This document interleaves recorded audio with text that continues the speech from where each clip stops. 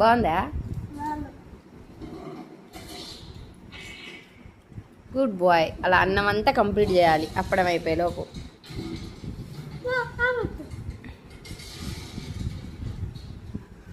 Wow, good boy. బెల్లం దగ్గర పెట్టుకో.